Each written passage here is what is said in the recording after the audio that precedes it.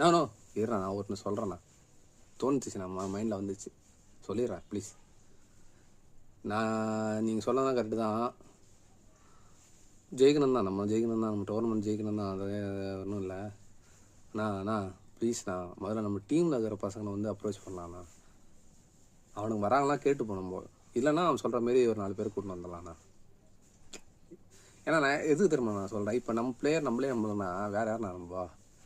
அவன் இப்போ நான் டோர்னமெண்ட்லாம் ஆடுவான். அப்புறம் நம்ம பிளேயர் தான் நம்ம முதல்ல ஆட வைக்கணும். நம்ம 4 பேரை கூட்டின்னு வந்துட்டோன்னு அந்த 4 பேரை மட்டும் சேர்க்கணும், நம்ம டீமில் இருக்கிற ஒருத்தனை உட்கார வைக்கணும்னு.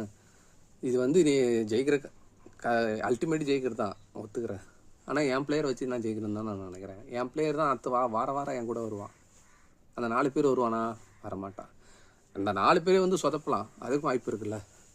அது என் பிளேயர் சொதப்புனா பரவாயில்ல, என் மனசு ஆறுதலுக்கு அவனை நான் திட்டக்கூட முடியும். அந்த 4 பேர் என்னால் திட்டக்கூட முடியாது. கரெக்டாக?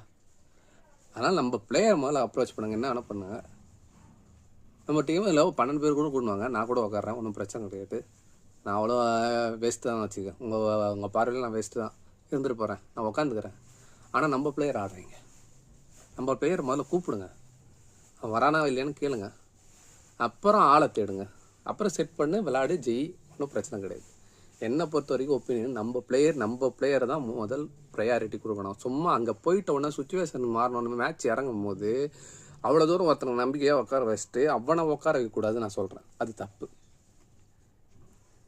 அது ரொம்ப தப்பு. நம்ம பிளேயரை ஆட வைக்கணும். அடுத்தது செகண்டரி தான் அந்த செட்டிங் பிளேயர். நீங்கள் என்ன நினச்சாலும் பரவாயில்ல, இதுதான் என்னோட ஒப்பீனியன்.